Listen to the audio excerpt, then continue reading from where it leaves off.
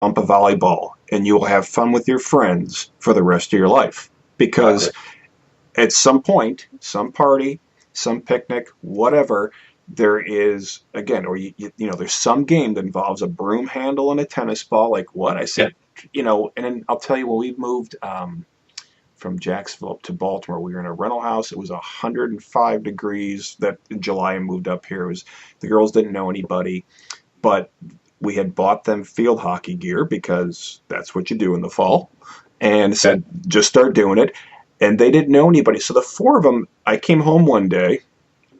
It had gotten down to the 90s, not quite so hot. They made a game where, while on a swing set in the back of this rental house, they were holding a field hockey stick, and somehow they were rolling. I couldn't figure. I think they found a soccer ball, and Yeah. while you were coming back on the swing, you had to swing the field hockey stick, and it was just all kinds of ridiculous rules. And there were some other points that, depending on, there was one kid up in the clubhouse of the playset, but that's what they were doing. The format just created this thing because they Yeah. have swam, soccer, lacrosse, volleyball, gymnastics, field hockey. They've done so many different things, um, and that's what it is, a huge social tool for that also as well to have them do it.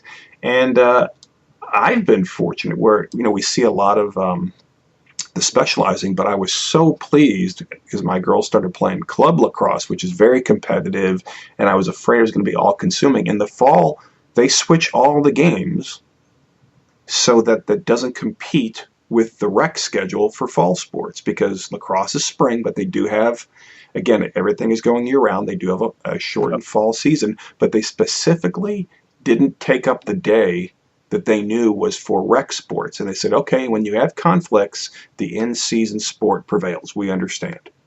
Right. And that doesn't happen enough. No. Um, and that was a big deal to me to see that, because again, they've changed sports. Some of them are changing from field hockey to track and cross country and other things like that. But just doing those different things, all the friends I mentioned, I had friends from baseball. I had friends from basketball. I had friends from PE. In other words, we struck up our friendships. Never had an academic class together. We were playing whatever they had us do, whether it was, water polo, team handball, kickball, soccer, could have been anything. But that's where all of a sudden, for 12 weeks at a time, same time every day, Hmm. we were doing this stuff together, and that's where a lot of friendships came about. It it does so much more, like you say, than to it's not just about obesity. It's not uh, about it goes. It's not even the bully. I mean, that's a big deal. All the bad side to it, but it is really just it's that journey of meeting people. I mean, just all those circles of friends that I do and still have, even going back to high school reunion. Some are like, yeah, remember, for some reason we always had PE together. There were some people that's all I knew them from, and we consider ourselves, maybe not great friends, but acquaintances that 30 years later we still had plenty to talk about. Yep. Was because of that, and that's what sport does when it's done right. Um, wow, we're at almost 50 minutes here. I want to ask you um, to maybe give a little bit on engaging and not dealing with parents, because there's two ways to go about as a coach when you've got parents: is that I got to deal with these parents, or you can actually engage with them. What are some of the things you all teach? Yeah, that's that module came as a result of um, for 10 years running, well, 9 years running clinics. And I go through the exercise with all the coaches first thing in the morning. And the clinic can be they all used to be 2-day clinics. Now some of them are 1 day and some are 2 day. But before we get started in the morning, I ask them to stand up, introduce themselves, what association, and two key takeaways I want to hear from them. And I actually take notes from this is why they're coaching, and then what's the objective that they actually want to get out of the clinic. And it's amazing. I would say at least 40% of the coaches all across the 8 years, they will say, I need to figure out how to deal with parents. So because of that, I started doing the research, and then I also immediately will counter when all the coaches are finished and say, okay, many of you said, having challenges dealing with parents, but what the trick is to engage the parents right out of the get-go.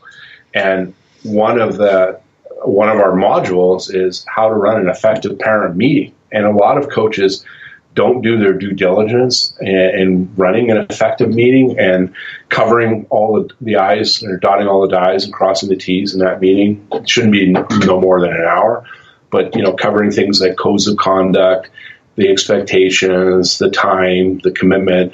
The big one is the budget. Parents today are getting more and more concerned about the cost of sport. And that alone, if you run an effective parent meeting, it'll set you up for success versus failure. But then I will follow that up with a subsequent meeting with the players, and then a follow-up meeting with the players and the parents. So I'll ask the kids right in the meeting, okay, kids, I want you to share with your parents why you play sports. And, I said, no right or wrong answer. And of course, they're going to say fun, and then what's fun about it, and what's not fun about sports. And what do you think the kids say? And their parents are there when they say it. They don't like it when they get screamed at by their parents or the coaches. They don't like it when officials are getting screamed at by the parents or the coaches. They don't like the ride home. and when the parents start hearing this with the kids in the room, they start believing instead of it coming from the coach. And the last part, the last meeting I usually have is, it's kind of a combined harassment. We talk about all the various forms and stuff we won't condone, but we also talk about goal setting. And it's interesting, if you ever ask a kid, and all the kids I've coached, it doesn't matter if they're 7 or 17 or everything in between, I always do goal setting with them. Okay, what's your main goal for the season personally? What do you think our team goal should be? And then I also ask the parents to do the exact same thing. What's your main goal for your son or daughter this season? And what do you think our team goal should be? Do you think the child's goals ever align with the parents' goals? It's a question. Yeah. Yes. I'm going to say probably not too often. Oh, rarely. It's probably 95% of the time. Kids' goals are usually, I want to have fun. I want to get to meet new friends. I want to work on my skills, all that kind of stuff. Parents, I want Johnny to be able to make it instead of playing AA. I want him to play AAA next year, or I'm aspiring for him to play, to get NCAA scholarship. So they're like thinking 10 years down the road, whereas the kids, more often than not, especially when they're younger, they're only looking about 6 months down the road. And especially today's generation, Generation Z, they're very short-term focused. They don't look a year, 2 years, which is a downfall. That's something you got to help them work through. But if the parents' goals are not aligning with the players' goals, number one, that's going to create conflict right from the get-go. That's usually where you're going to see either 1 or 2 or 3 parents on a team are the ones that are barking from the stands, but you didn't nip that in the bud from the get-go. In the course of 20 years of coaching, 15 of those years I've been coaching youth sports, I may have had 3 or 4 parent challenges, like where they've actually approached me, and 3 of the 4 were merely disconnects because either A, they weren't at one of those meetings, or B, they weren't at a tournament and see what we were doing. So I really try to be proactive right from the get-go, and this is going back way before people started talking about the importance of engaging parents. To me, that was just a no-brainer. Like, I want the kids to have fun. I want the parents to have an enjoyable experience. And more importantly, I want the kids coming back next year. That's really the reward you have as a coach, and that's really the retention measure. If, every single one of the kids that you coached one year came back the following year, you did your job right. But if only half of them come back, that's a red flag. Why didn't they come back? And the irony is most associations, they don't ask the kids why they didn't come back. They just go, okay, he didn't come back.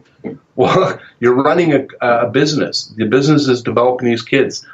Shouldn't you explore why they're not coming back? To me, that's a no-brainer as well. And I've always, if I ever find out a kid didn't come back, I phone them right away, like, why are you not coming back? And a lot of times, well, I want to try another sport. Okay, that's great. But if you're completely quitting sports, I always worked with those kids to try to get them back into something. If it's not the sport I was coaching, let's get them into some kind of activity where they stay active and they get that benefit of sport. Absolutely. And you talk with parents. I've got a program I'm working on for athletic directors, and I've talked to a few and said, well, what are some of the toughest parts about the job? And consistently, it's been, well, I can deal with the players, and I can deal with my administrators, but I need help with finding the time or knowing how to deal with the little time I have left over to deal with the parents. And this is at the high school level, because it is one of those things that parents are just fraught with fear that no one's going to love their baby, at the varsity level. And then what kind of life is that? It's tough. No, the first thing that everyone has to start thinking is they got to get rid of the word deal, and they got to start getting on the board with engage, and that's key. The sooner you have engaged parents, the sooner they're going to support you as a coach. As one of the things that I put forward in those meetings is please let the coaches coach. And that's talking about stuff like don't coach your kids on the ride home, don't coach them at the dinner time, don't give them conflicting messages. And that was one of the things that came up with that survey that the athletic director did, I mentioned earlier, is those varsity athletes were really frustrated that as they evolved as athletes, that they were still being coached by their parents. And they're saying, you're sending us a wrong message. Or if our coach wants to do it this way, we need to buy into that because that's the way he's coaching instead of having two different messages.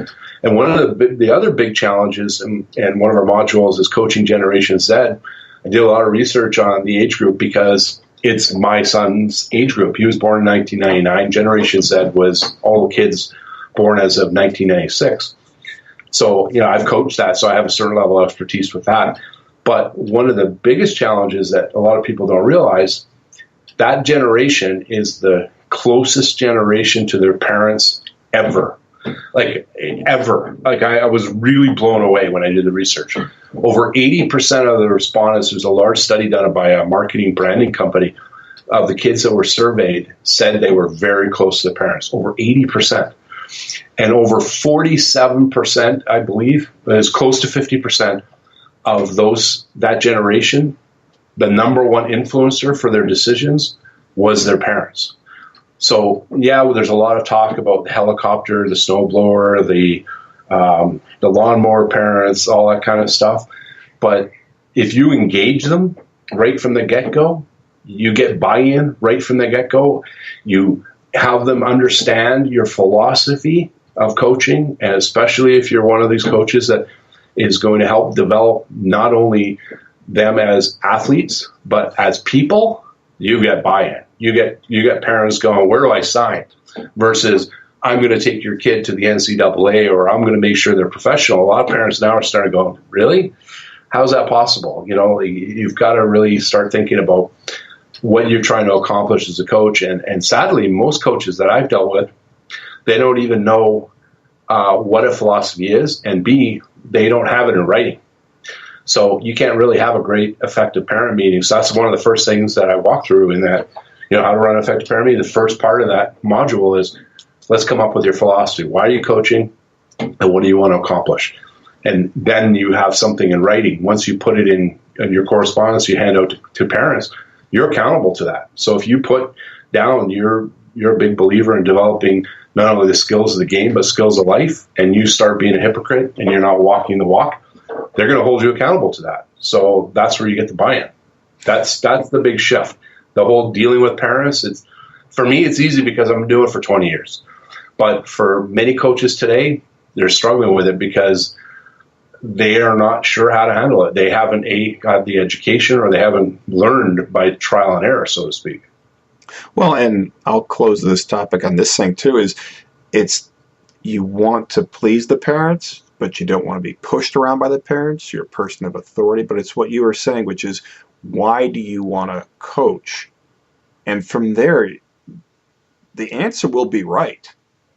And because it's your answer, and then you're not worrying about trying to please a parent.